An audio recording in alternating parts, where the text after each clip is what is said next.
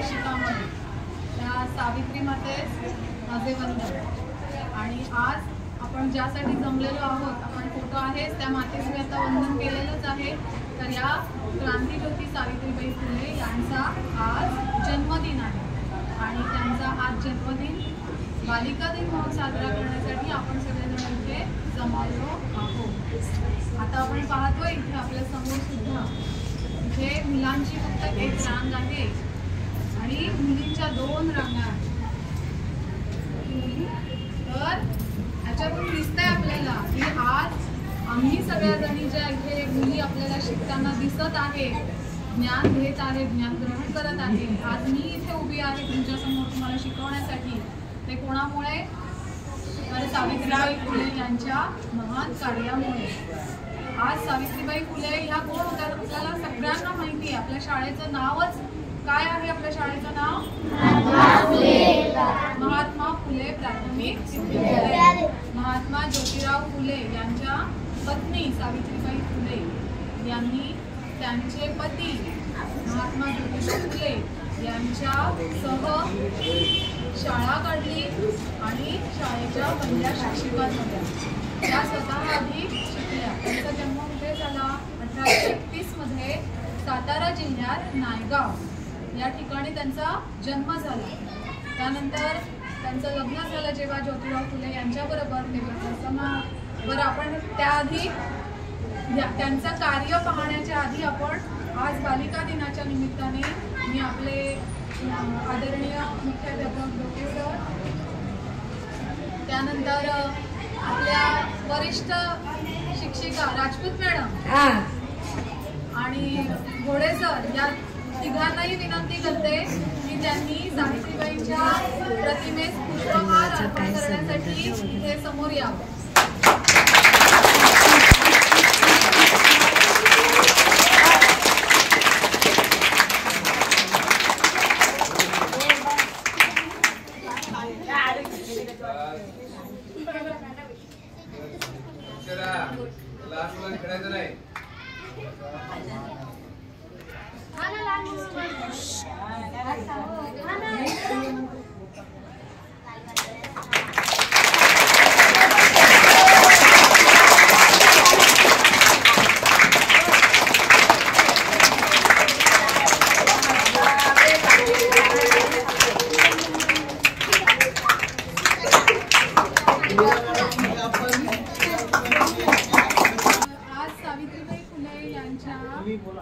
बालिका दिनानिमित्ताने आपल्याला आपल्या दिव्यांग विद्यार्थ्यांचे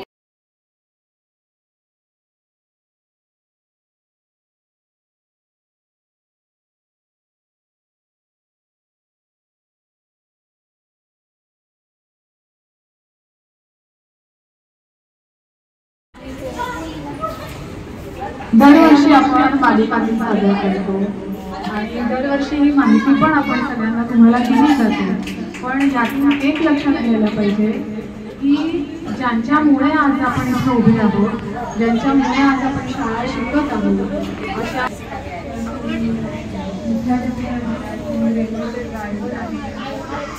वेगवेगळ्या क्षेत्रात वकील आहेत, डॉक्टर आहेत, अंतराळामध्ये सुद्धा म्हणलं गेलेलं आहे। मला तर माहिती आहे वंशाची स्त्री होती जी अंतराळामध्ये अशा अनेक स्त्रियांनी वेगवेगळ्या पदांवर आपली कामगिरी उत्तमरित्या दाखवलेली आहे।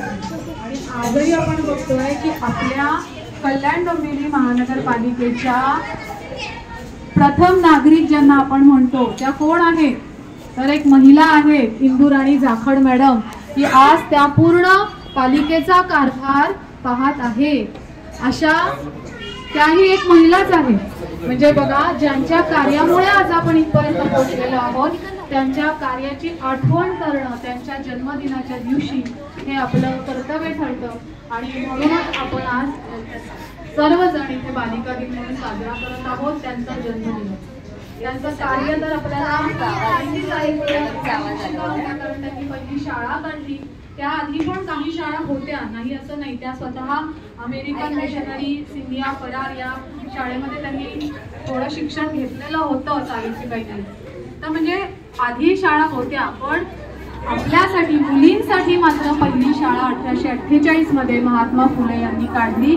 आणि त्यांच्या बरोबरीने सावित्रीबाई आपल्या या कार्यक्रमासाठी तर त्यांचं जे कार्य आहे ते तर सगळ्यांना माहीतच आहे की त्या ज्योतिराव फुले यांच्या पत्नी होत्या. ज्योतिरावांनी मुलींसाठी पहिली शाळा भिडे यांच्या वाड्यात पुण्यामध्ये 1848 मध्ये भिडे यांच्या वाड्यामध्ये पहिली शाळा सुरू केली. त्याआधी त्यांनी सावित्रीबाई फुले यांना शिकवलं, मग त्या मुलींना शिकवायला जायला लागल्या. मग ही अशी पहिली शाळा. आणि त्यानंतर हळूहळू मग सर्वजण मुलींना शिकवायला लागले. आणि आज आपण पाहतोय की आज इथे मुलींचीच संख्या जास्त आहे. इतकंच नाही तर आपण जेव्हा तुमचे निकाल बघतो 10वीचे 12वीचे किंवा इंजिनिअरिंग डॉक्टरसाठी ज्या परीक्षा होतात, त्यामध्ये सुद्धा असं पाहायला मिळतं की मुलीच ह्या प्रथम द्वितीय तृतीय क्रमांकावर सर्वात जास्त या मुलीच आहे. म्हणजे आज मुलींची जी भरारी केलेली आहे त्यासाठी सावित्रीबाई, ज्योतिराव फुले, त्यानंतर आगरकर, रानडे यांसारख्या अनेक समाज सुधारकांच्या कार्यामुळे आज आपण इथपर्यंत पोहोचलेलो आहोत. आपण आपलं काम आता करत आहोत. तर या सावित्रीबाई फुले यांच्या कार्याचा कृतज्ञता म्हणून, त्यांना आभार म्हणून किंवा त्यांचं स्मरण म्हणून आपण बालिका दिन साजरा करतोय. मी आमच्या शाळेचे आम्हाला जे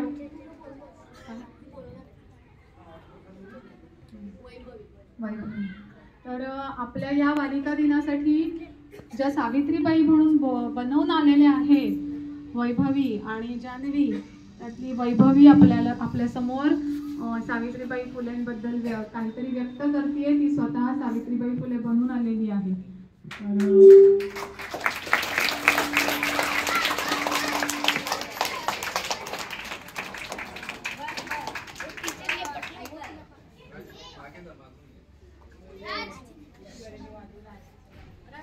सर्वांना माझा नमस्कार.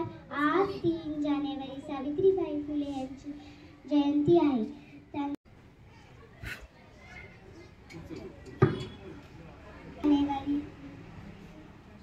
1831 रोजी सातारा जिल्हा नायगाव येथे जन्म झाला. क्रांतिज्योती सावित्रीबाई फुले भारतातली पहिली महिला शिक्षिका होत्या. त्यांनी समाजाविरुद्ध भाषेमध्ये आपली ही सावित्रीबाई बनलेली बालिका तिने आपले विचार व्यक्त केलेले आहेत. आणि पुढची सावित्री आपली या ठिकाणी आपलं मनोगत व्यक्त करण्यासाठी येत आहे जान्हवी. सर्वांना माझा नमस्कार. आज मी सावित्रीबाई यांची आपलाच विद्यार्थी सावित्रीबाई फुले यांच्याबद्दल आपलं मनोगत व्यक्त करत आहे.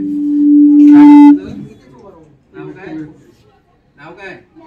यश. माझं नाव आहे यश. मी आता 5वी मध्ये शिकतो. घडलं नसतो मी जर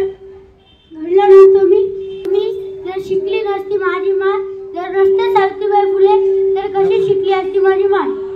सावित्रीबाई फुले यांचा जन्म 3 जानेवारी 1831 रोजी सातारा जिल्ह्यातील नायगावी झाला. त्यांचा जन्मदिवस हा संपूर्ण महाराष्ट्रात बालिका दिन म्हणून साजरा केला जातो.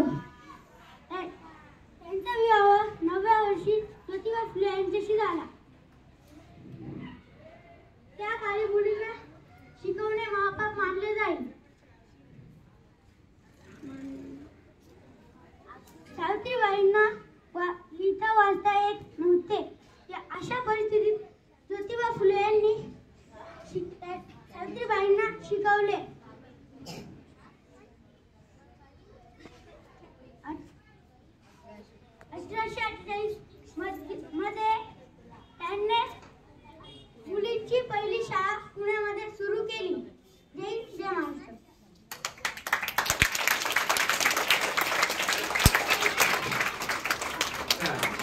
आपले या ठिकाणी निवेदन व्यक्त केलं आहे. अजून कोणी इथे बोलणार आहे का? नाही. आपल्या शाळेच्या ज्येष्ठ शिक्षिका रचून मॅडम विनंती करतोय की आजच्या या सावित्रीबाई फुले यांच्या जन्मदिनी आपलं मनोगत या ठिकाणी व्यक्त करावं.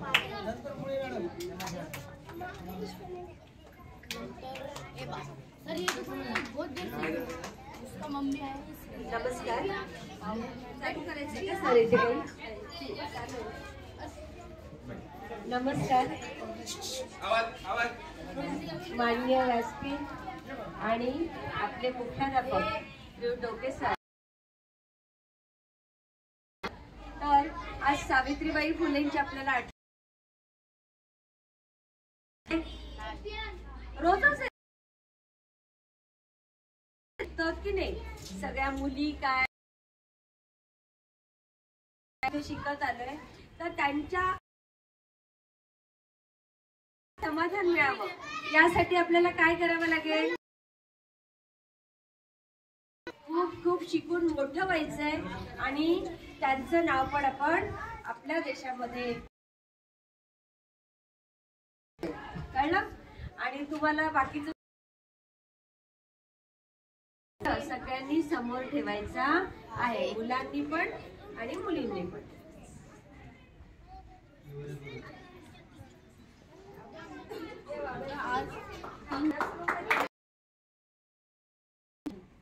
या ठिकाणी बघा, खऱ्या अर्थाने आपल्या इथे ज्या मुली दिसत आहेत आपल्याला सर्व जास्त संख्येने, त्या कोणामुळे आहेत तर सावित्रीबाई फुले यांनी मुलींसाठी पहिली शाळा उघडली पुण्यामध्ये.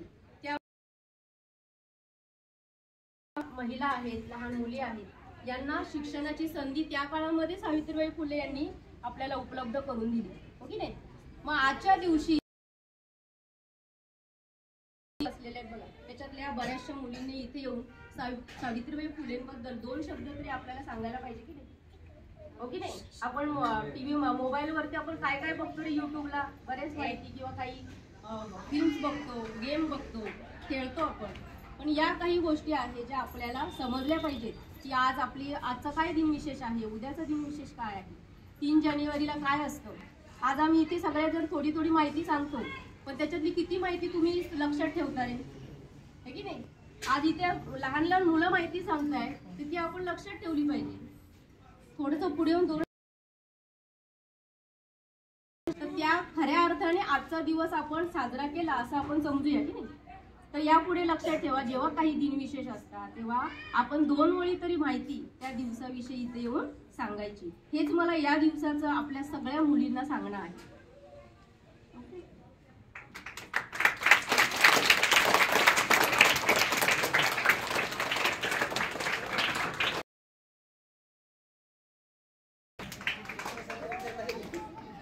आज सावित्रीबाई यांचा जयंती दिवस, सावित्रीबाईंच्या, महात्मा फुलेंच्या, डॉक्टर बाबासाहेब आंबेडकर आपण पहिल्यांदा अभिवादन करूया. सावित्रीबाईंच्या आपल्या आयुष्यामध्ये सावित्रीबाईंचा जो मोलाचा वाटा आहे याबद्दल मुलींना माहिती असलं पाहिजे. आणि हे माहिती असणं का आवश्यक आहे, कारण आतापर्यंत सर्वच वक्त्यांनी सांगितलं त्याप्रमाणे सावित्रीबाई आणि महात्मा फुले या दाम्पत्याने जे काही मुलींसाठी काम केलंय त्याच्यामध्ये सावित्रीबाईंना महात्मा फुल्यांनी आपल्या सोबत उभं केलं आणि त्यानंतर सावित्रीबाईंनी खूप मोठं काम समाजामध्ये महिलांसाठी केलेलं आहे. बघा, या दाम्पत्याविषयी विशेष असं आहे की जनरली आपल्याकडे आपण बघतो की ज्याच्याकडे खाणं पिणं जरा बऱ्यापैकी असतं तर तो काही या भानगडीत करत नाही करत. त्यावेळेला मी मागे पण बोललो होतो की त्यावेळेला महात्मा फुलेंचं बॅलन्स शीट म्हणजे त्यांचं जे बिझनेस ते करायचे ते बॅलन्स शीट आणि टाटांचं बॅलन्स शीट, तर टाटांचं बॅलन्स शीट हे 1000 कमी होतं, 1000 रुपयांनी. एवढे श्रीमंत महात्मा फुले होते आणि एवढे समाजामध्ये श्रीमंत असताना सुद्धा त्यांनी तळागाळातल्या महिलांसाठी, मुलींसाठी हे काम केलं. सावित्रीबाईंनी सोबत त्यांच्या सोबत तुम्हाला माहिती आहे सावित्रीबाईंचा अंत कसा झाला माहिती आहे? त्या कशा वारल्या ते माहिती आहे? त्या वारल्या, त्यांचं मृत्यू सुद्धा वीर मरण होतं. तर तुम्हाला माहिती असेल 1897, तुम्हाला माहिती असेल किंवा नसेल, आपण मागच्या 4 वर्षांपूर्वी कोविडचा काळ अनुभवला, बरोबर? तो ज्याला कोविड झाला, ज्याला कोरोना झाला, त्याच्या जवळ सुरुवातीला कोणी जात नव्हतं, बरोबर? गेलो तर आपण पण मरू अशी भीती होती. खरोखर त्यावेळेला ब्युबॉनिक प्लेग नावाचा एक आजार झाला होता 1897 मध्ये. एक मागासवर्गीय समाजातला मुलगा ज्याला ही ब्युबॉनिक प्लेगची लागत दवाखान्यात गेल्या आणि त्या दवाखान्यात जाताना त्यांना सुद्धा प्लेगची लागण झाली आणि अशा प्रकारे त्यांचा मृत्यू त्याच्यामध्ये झाला. म्हणजे आपल्या जीवाची पर्वा न करता दुसऱ्यांसाठी काम करणाऱ्या या सावित्रीबाई. त्याचबरोबर महिला, तुम्हाला सगळ्यांना माहिती असेल मुलींनो, त्यावेळेला जरट कुमारी विवाह माणसाबरोबर लहान मुलीचा 8, 9, 10 वर्षाच्या मुलीचा लग्न करून दिलं जायचं. तो म्हातारा लवकर वारला की परत विधवेला विवाह करण्याचा, म्हणजे जिची तर तिचा पुनर्विवाह करण्याचा समाजामध्ये प्रथा नव्हती आणि समाज त्याला वाईट टाकायचा. तर हे विधवा पुनर्विवाहाचं किंवा केशवपन म्हणजे तिचे केस काढले जायचे, सर्व डोक्यावरचे सर्व केस काढले जायचे आणि तिला पांढऱ्या केशरी रंगाच्या लाल रंगाच्या पाताळामध्ये आयुष्यभर राहावं लागायचं. तर त्यांनी पहिला न्हाव्यांचा न्हाव्यांनी संप केला की आम्ही कोणत्याही महिलेचे केस काढणार नाही. आणि अशा प्रकारे समाजाचा विरोध पत्करून, कारण बऱ्याच गोष्टी केल्या जातात, विरोधात जाऊन काम करू शकत नाही, पण त्यांनी ते सुद्धा करून दाखवलं. आणि म्हणून सुद्धा आज त्यांना आठवणीत ठेवतो. तेव्हा अशा या सावित्रीबाईच्या चरणी पुन्हा एकदा आपण सर्व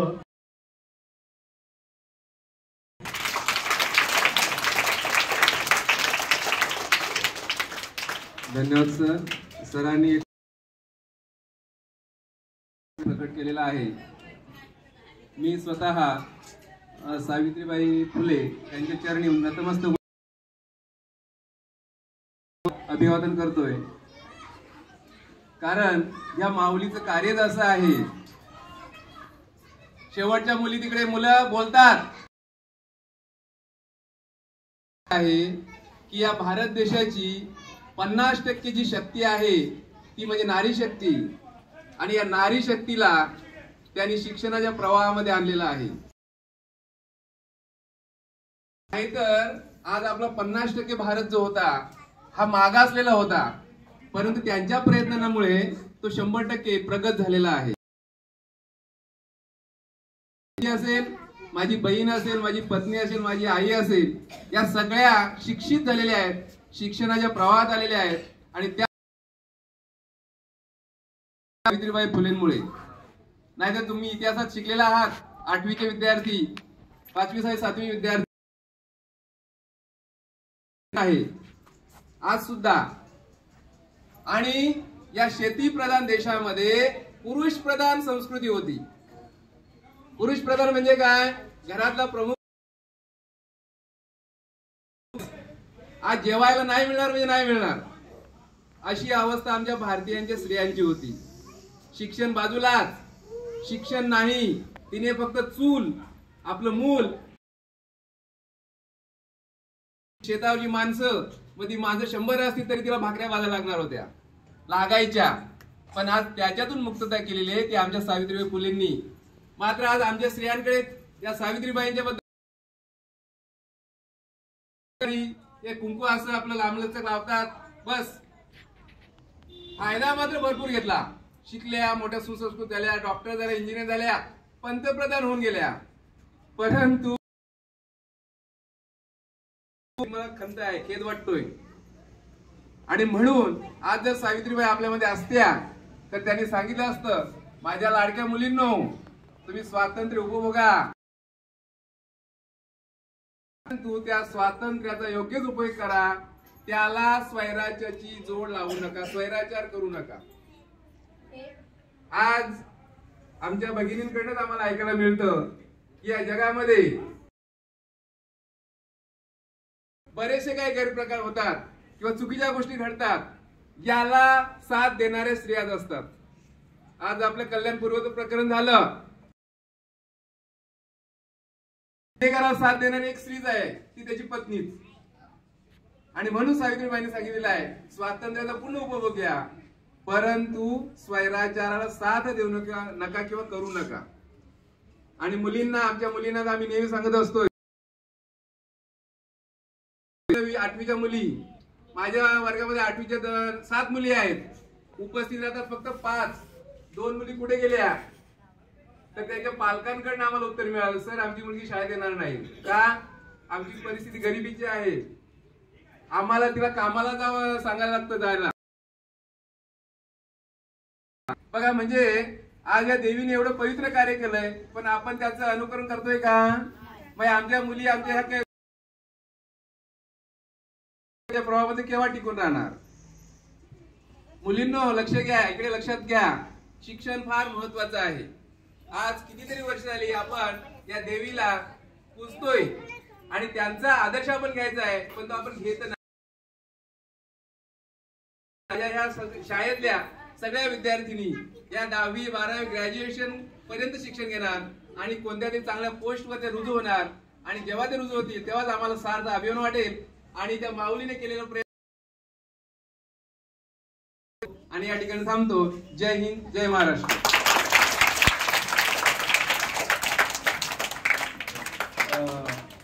आपले या ठिकाणी मी त्यांना विनंती करतोय की त्यांनी सुद्धा या ठिकाणी आजच्या दिनी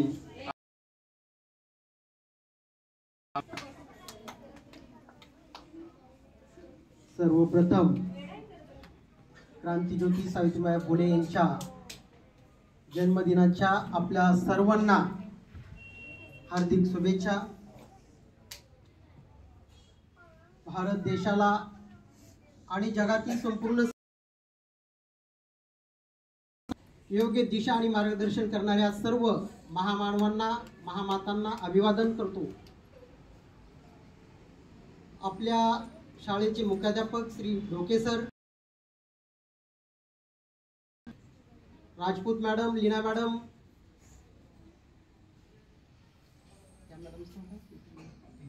मुळे मॅडम, अनुषा मॅडम पाठीमागे आहेत, अनुजा मॅडम आणि त्यांच्या सहकारी, आणि ह्या 2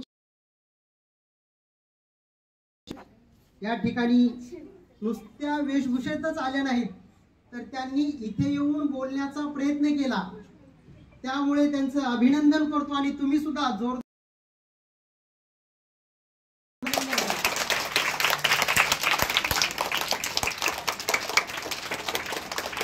जान्हवी आणि वैभवी आणि एक मुलगा अक्षयच ना, यश फक्त हेच बोलण्याचे इथे येऊन धाडस करतात. बाकीच्यांना काय?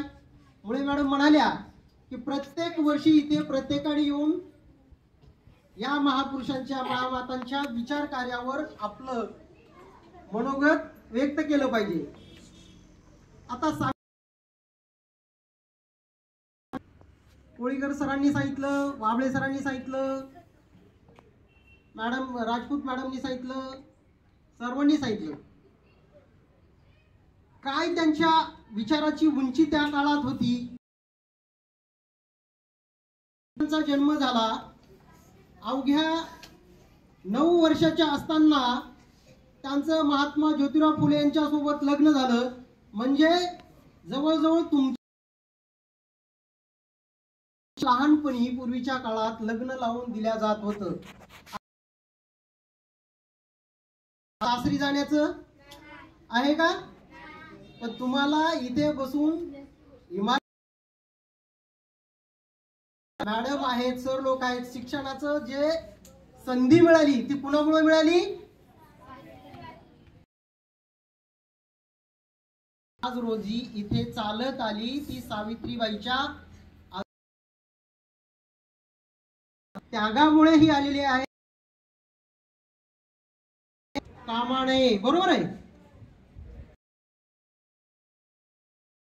असताना शिकलेल्या नव्हत्या. लग्न झाल्याच्या नंतर महात्मा ज्योतिबा फुले यांनी पोरांनो, तुमचं लक्ष आहे का पटाजवळची? 9व्या वर्षी लग्न झाल्याच्या नंतर महात्मा ज्योतिबा फुलेंनी सावित्रीबाई फुलेंना का शिकवलं? मी भाषण नाही करणार, मध्ये मध्ये प्रश्न विचारणार आहे तुम्हाला. महात्मा फुलेंनी सावित्रीबाई फुलेंना का शिकवलं? मुलींना, कोणत्याही महिलांना शिक्षणाची बंदी होती. शिक्षण घेण्याचा अधिकार नव्हता. फक्त महिलांनाच असा अधिकार नाकारला होता का?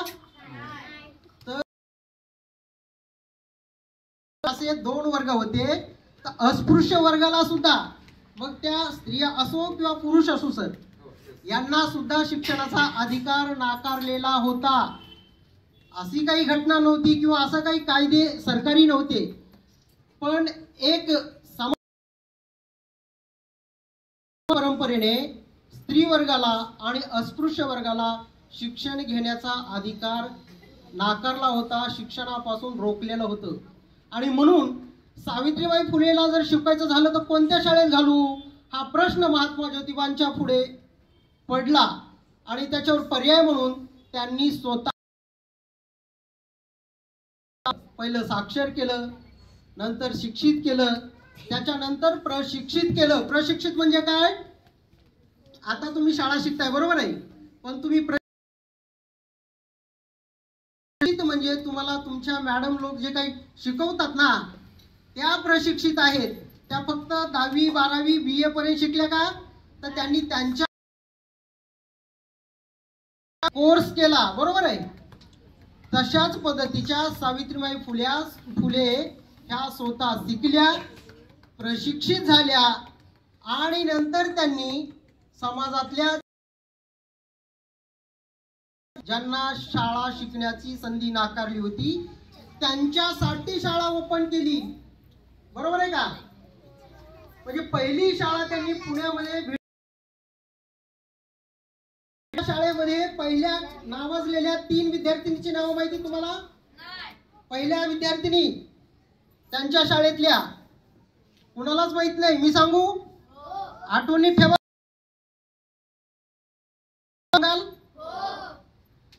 त्यांच्या शाळेतल्या हुशार 3 विद्यार्थिनी, त्यापैकी एकीचं नाव होतं मुक्ता साळवेचं नाव ऐकलंय आपण? मुक्ता साळवे का हुशार? 3रीच्या वर्गात असताना त्यांनी निबंध लिहिला आणि तो निबंध जगभर गाजला. त्या निबंधाचं कौतुक करण्यासाठी इंग्रज अधिकारी महात्मा फुलेंच्या त्या शाळेत आला आणि त्यांचं कौतुक करू लागला आणि त्यांना चॉकलेट वगैरे खाऊ वाटप करू लागला. तेव्हा की आम्हाला खाऊ नकोय, आम्हाला शैक्षणिक साहित्याची, पुस्तकाची, पेन्सिलची गरज आहे. द्यायचंच असेल तर आम्हाला काय द्या? पुस्तक, पेन्सिल, पाटी, पेन्सिल द्या. आज तुम्हाला खाऊ दिला तर तुम्ही नाकाराल का? खाऊ कुणाला आवडत नाही? सगळ्यांना आवडतो ना. पण त्या काळामध्ये सावित्रीबाई फुलेंनी आणि महात्मा फुलेंनी मुलावरती, मुलीवरती जे शैक्षणिक संस्कार केले ते इतके दूरदृष्टी असणारे होते की आजच्या काळामध्ये सुद्धा आपल्याकडे ते पाहायला मिळत नाही. म्हणजे उच्च शिक्षण, आवाज पाठीमागे परत बडबड करताय मुलांनो. तर शिक्षणातली जी क्षमता म्हणतात ती क्षमता सावित्रीबाई फुलेंच्या शिक्षणामध्ये होती, शिकवण्यामध्ये होती. आणि शिक्षण चांगलं असेल तर माणूस विचार करू लागतो. त्याच पद्धतीनं मुक्ता साळवेचं जिवंत उदाहरण आहे. मुक्ता साळवे विचार करायला लागली. तिने साधा निबंधच लिहिला नाही तर इंग्रज अधिकाऱ्याकडे आपल्या गरजेनुसार असणाऱ्या वस्तूची डिमांड केली.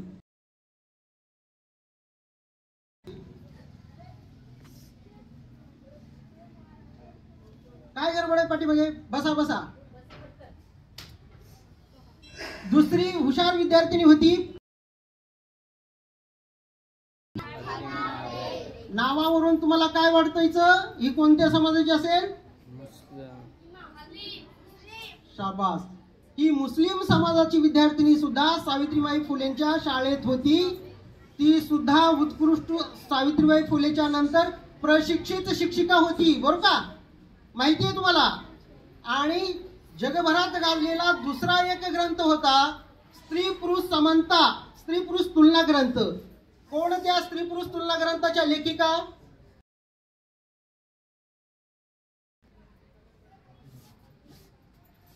स्त्री पुरुष सावित्रीबाई फुलेंच्या 3 विद्यार्थिनी हुशार होत्या, ज्या जगभर गाजल्या होत्या. त्यामधली एक एकीने निबंध लिहिला मुक्ता साळवे, दुसरी प्रशिक्षित शिक्षिका होती फातिमा बेग, आणि तिसरीने जगप्रसिद्ध गाजणारा स्त्री पुरुष तुलना नावाचा ग्रंथ लिहिला. म्हणजे स्त्री आणि पुरुष समान आहेत. त्या काळात तिने तो विचार शिंदे अशा तीनच नाही तर त्यानंतर सावित्रीबाई फुलेंनी अनेक शिक्षिका निर्माण केल्या. फक्त शैक्षणिक कार्यच सावित्रीबाई फुलेंनी केलं नाही, तर वाबळे सरांनी सांगितलं पूर्वीच्या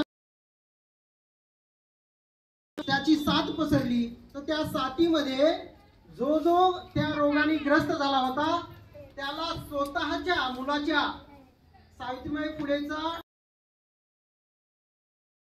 होता, जो यशवंत नावाचा मुलगा, त्यांनी जन्म दिलेला नव्हता, त्यांना मूलबाळ नव्हतं.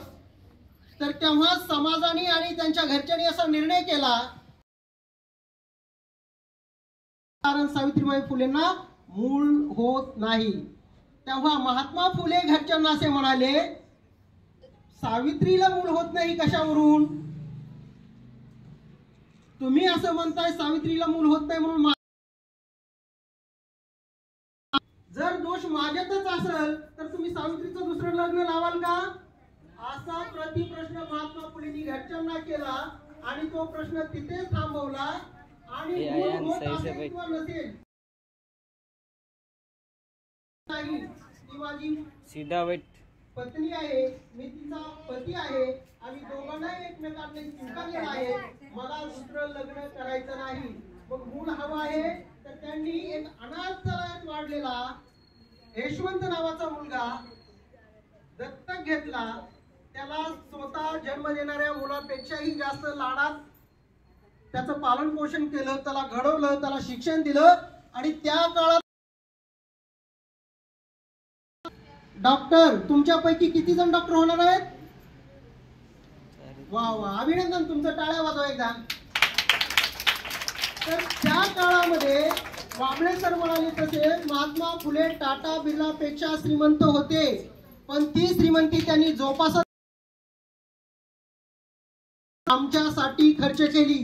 त्याच पद्धतीनं दत्तक घेतलेल्या मुलाला त्यांनी शिकून सवरून डॉक्टर बनवलं, आणि त्या डॉक्टरचा उपयोग त्यांना समाजाच्या हितासाठी झाला. प्लेग त्यांचं त्या मुलाचं डॉक्टरचं जो हॉस्पिटल क्लिनिक होतं ते फुल गच्च भरत होतं. आणि एका मुलाला, ज्याला कोणीही नव्हतं, ज्याला समाजाने नाकारलेलं होतं, अस्पृश्य होता, तो मुलगा जेव्हा त्या आजाराने तळमळत होता, तेव्हा सावित्रीबाई फुलेंच्या जेव्हा लक्षात आलं, तेव्हा त्यांनी त्या मुलाला कोणी हात लावत नव्हतं, पाहत नव्हतं. इतका भयंकर दहशत त्या आजाराची होती. आपल्या जीवाची पर्वा न करता सावित्रीबाई फुलेंनी त्या मुलाला स्वतःच्या पाठीवरती घेतलं आणि त्या ठिकाणाहून स्वतःच्या मुलाच्या म्हणजे यशवंतच्या त्यांच्या त्या प्रयत्नामुळे तो मुलगा मात्र त्या प्लेगच्या रोगातून वाचला. पण सावित्रीबाई फुलेंना त्या मुलाला पाठीवर घेऊन जात असताना दरम्यानच्या काळामध्ये त्या मुलाचा प्लेग सावित्रीबाई फुलेंना झाला आणि त्या आजारामध्ये सावित्रीबाई आपल्याला सोडून गेल्या. म्हणजे स्वतःच्या जीवाची पर्वा न करता समाजकार्य करणाऱ्या सावित्रीबाई स्मरणात आहेत की त्यांनी फक्त शैक्षणिक कामच केलं नाही तर सामाजिक काम केलं. तुमच्या वयाच्या मुली जेव्हा त्यांचं लग्न होत असे 60-60 वर्षाच्या पुरुषाशी, तुमच्या वयाच्या मुली जेव्हा 60 वर्षाच्या पुरुषाशी लग्न होत होतं तेव्हा लग्नाच्या 2-4 वर्षात पृथ्वीवरून स्वर्गात जायचे. सॉरी, स्वर्ग वगैरे मी मानत नाही, परंतु ते त्यांचा मृत्यू होत होता अनेक कारणाने. तेव्हा त्या विधवा झालेल्या छोट्याशा मुलीला तुमच्या वयाच्या दुसरं लग्न करण्याचं, समाजात वावरण्याचं, वाबळे सरांनी सांगितलं तसं डोक्यावर केस ठेवण्याचा अधिकार नव्हता. तर त्याही विरोधात सावित्रीबाई फुलेंनी आपला संघर्ष सुरू केला, आपलं सामाजिक काम सुरू केलं आणि अशा विधवा असलेल्या मुलींसाठी त्यांनी निवारागृह काढले. त्यांना पुनर्विवाह करता येईल यासाठी जातीयवादी मंडळीशी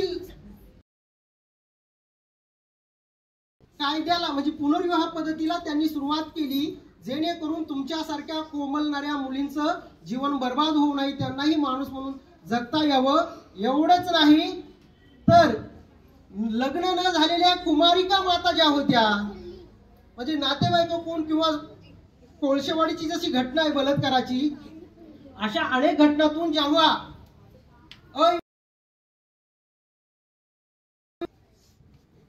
बाळ जन्माला घालण्याची वेळ येते पाहत होता, त्यांना घरातले नाकारत होते, त्यांना समाज नाकारत होता, त्यांना आत्महत्या करावा लागत होता. अशाच एक काशीबाई नावाच्या ब्राह्मण समाजाची विधवा महिला सुद्धा करता करता तिची आत्महत्या थांबवली, तिला जवळ बोलवून घेतलं, स्वतःच्या घरी आणलं, तिचं बाळंतपण केलं आणि तिला नवीन जीवदान दिलं. नवीन हा आहे माणुसकीचा वसा घेतलेली सावित्रीबाई फुले. म्हणून आपण सावित्रीबाई फुलेंची जयंती संपूर्ण भारतामध्ये करतो. सावित्रीबाई फुलेला संपूर्ण जग ओळखतंय, कारण त्यांचं कामच असं आहे की तुमच्या आणि आमच्या कितीतरी पेक्षा पुढे जाऊन त्यांनी विचार केलेला. त्या काळात स्वतःचा पैशासाठी खर्च केलं. म्हणजे दुष्काळामध्ये सुद्धा जेव्हा उपासमारीने लोक मरत होते तेव्हा त्यांनी अन्नछत्र खोलले. म्हणजे आता कोरोनामध्ये सुद्धा महानगरपालिका काही ठिकाणी अन्न वाटप करत होते, तसं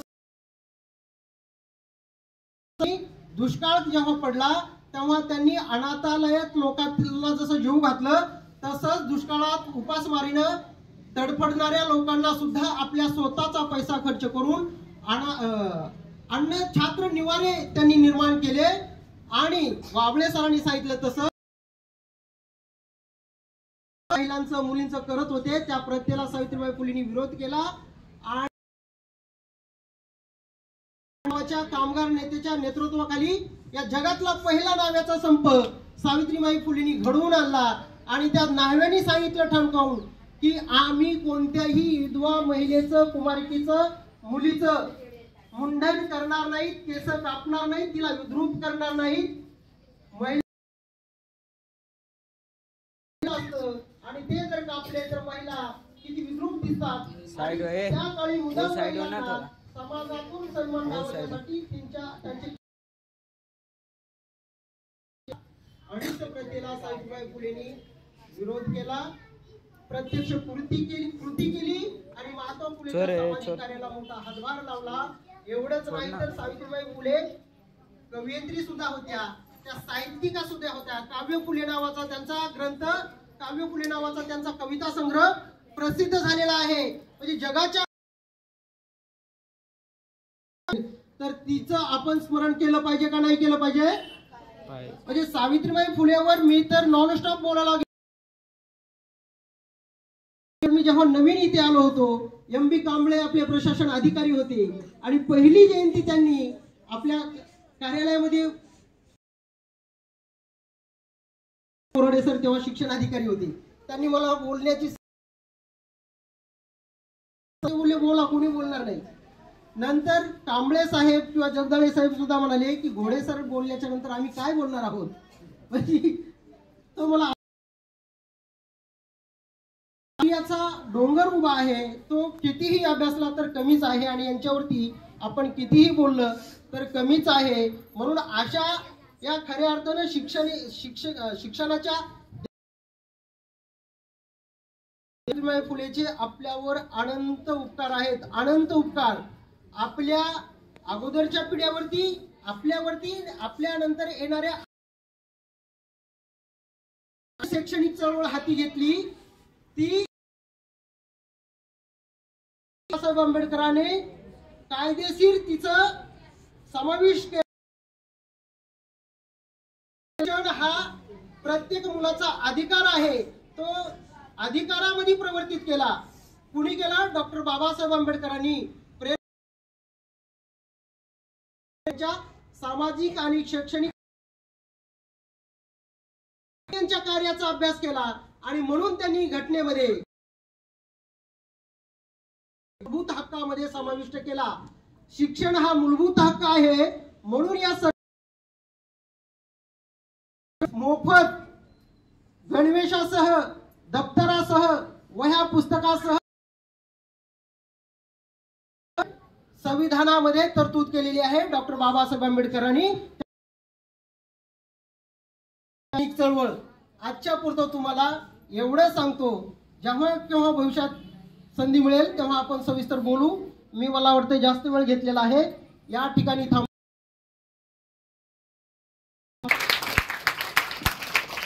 धन्यवाद. आपण खऱ्या अर्थाने या ठिकाणी सावित्रीबाई फुले यांचा इतिहास उलगडलेला आहे. पुन्हा एकदा तुमचे धन्यवाद. आम्ही आपल्या शाळेचे मुख्य करतोय की आपण आपलं मनोगत या ठिकाणी व्यक्त करावं.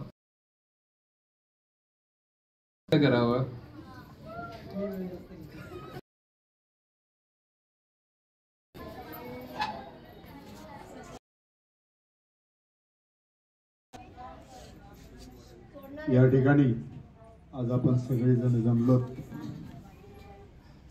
ते म्हणजे आपल्या समोर तुम्हाला निव्वळ फोटो दिसत असेल, त्यांनी या भारतामध्ये क्रांती घडवून आणली. सावित्रीबाई फुले यांचा आज जन्मदिवस आहे आणि त्या निमित्ताने आपण इथे बसलो.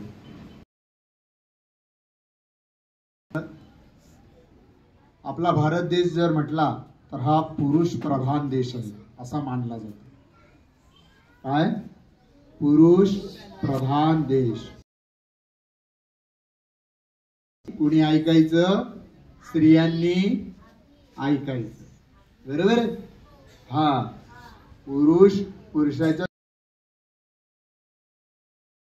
पण त्यालाही मोडीत काढणारे आमचे महात्मा फुले त्यांच्या स्वतः पत्नीला शिकवलं. आणि प्रत्येक व्यक्ती मागे जर योग्य प्रेरणा जर असेल ना, ते प्रेरणा देणारे भरपूर आहेत. प्रेरणा देणारे भरपूर आहेत. वेगवेगळ्या प्रेरणा देतात. याच्या फाईट मार, त्याचा कान ओढ. या प्रेरणा काही कामाच्या आहेत का? या पण अशी प्रेरणा दिली की त्यांनी ज्यांचं नाव आज काय झालं, पूर्ण देशात प्रेरणा, अशा प्रकारची प्रेरणा सावित्रीबाईंना दिली. आणि प्रत्येक स्त्री मागे एका पुरुषाचा हात असतो किंवा एका पुरुषाच्या मागे एका स्त्रीचा पुढे ढकलणारी एक स्त्री असते किंवा एका स्त्रीला पुढे ढकलणारा हा कोण असतो? पुरुष असतो. ते कार्य महात्मा फुलेंनी करून गेले दिगंबर ईश्वर विभूती, राहिल्या त्या कीर्ती. दिगंबर ईश्वर विभूती, राहिल्या त्या कीर्ती. दिसायला कोण? माणसं. दिसायला कोण आहेत? माणसं. पण असायला कोण होते? असायला कोण होते? बरोबर आहे. दिसायला माणसं, माणसासारखी, पण असायला माणसं नव्हती. ती त्या खरं देवाच्या विभूती होत्या. त्या असल्यामुळे आपल्याला हा मान सन्मान मिळाला. बरोबर आहे. आज हा मान सन्मान मिळाला ना, तो खरंच त्यांच्यामुळे. बरोबर आहे. म्हणून ह्या पुन्हा या स्मृतीस अभिवादन करून आणि या ठिकाणी एक लक्षात ठेवा, ज्यांची प्रेरणा चांगली, ज्यांचं नाव चंद्र सूर्य असेपर्यंत त्यांचं नाव लौकिक झाल्याशिवाय राहत नाही. म्हणून आपण पण त्यांच्यापासून एक वसा हातून जे घडणार आहे ते मी चांगलंच घडवेन, वाईट घडवणार नाही. एवढं बोलून मी माझे 2 शब्द संपवतो. जय हिंद, जय भारत.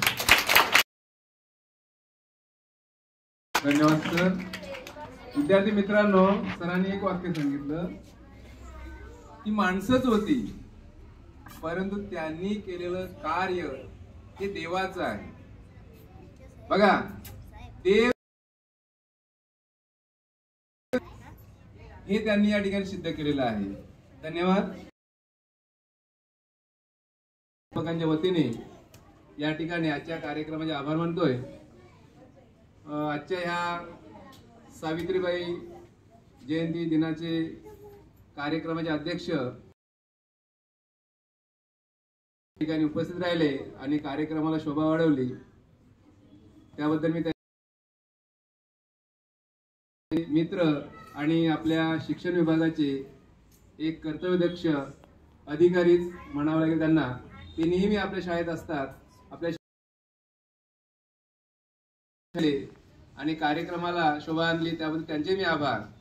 माझे सगळे सहकारी शिक्षक शिक्षिका यांनी या कार्यक्रमामध्ये सहभाग घेतला आणि कार्यक्रम पार पाडला. या ठिकाणी उपस्थित आहेत त्यांचेही आभार. आमच्या या ठिकाणी सावित्री बनून आलेल्या आमच्या विद्यार्थिनी या दोघींचे सुद्धा आभार. तुमचे सगळ्यांपेक्षा जास्त आभार आणि सगळ्यांचे धन्यवाद मानून मी अध्यक्षांच्या वतीने आजचा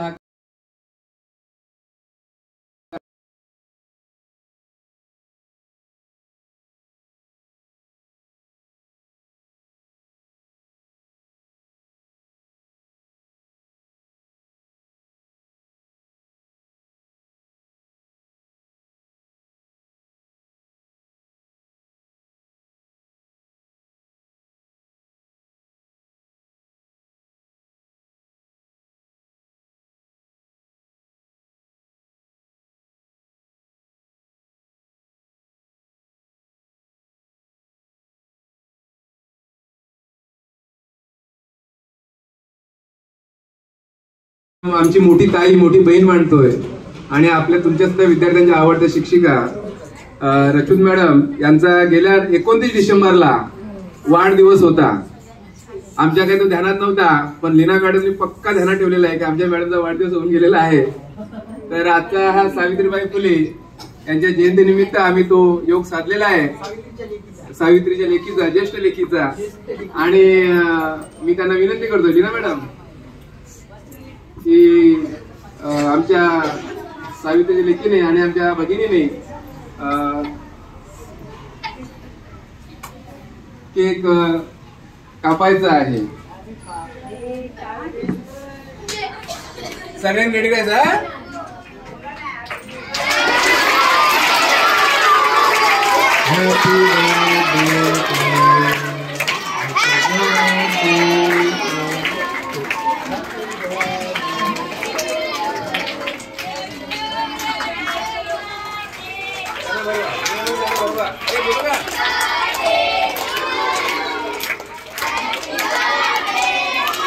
ओके.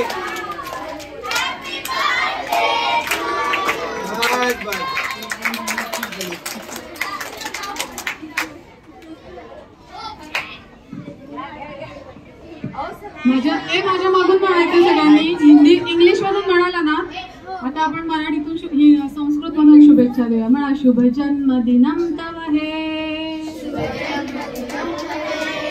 शुभ जन्मदिनम तव हे, जन्मदिनम शुभ जन्मदिनम, शुभ जन्मदिनम है.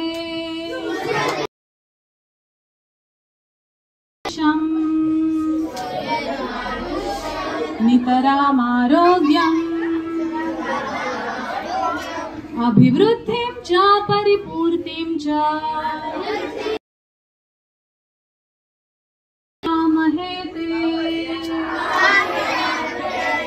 शुभ जन्मदिनं तव हे शुभ जन्मदिनं तव हे शुभ जन्म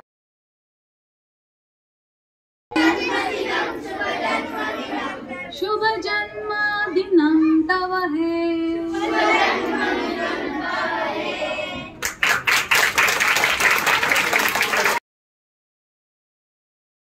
आपण काय सांगितलं की आपल्याला चांगलं आयुष्य, निरामय आरोग्य आणि तुमचं सगळं पुढचं चांगलं होऊ दे, सुदीर्घम आयुष्य तुम्हाला चांगलं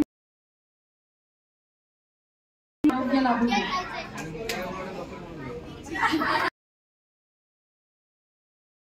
लवकर होऊ देत चांगली. सगळ्यांचे खूप खूप धन्यवाद. कारण त्याबद्दल विद्यार्थी सगळ्यांचे आणि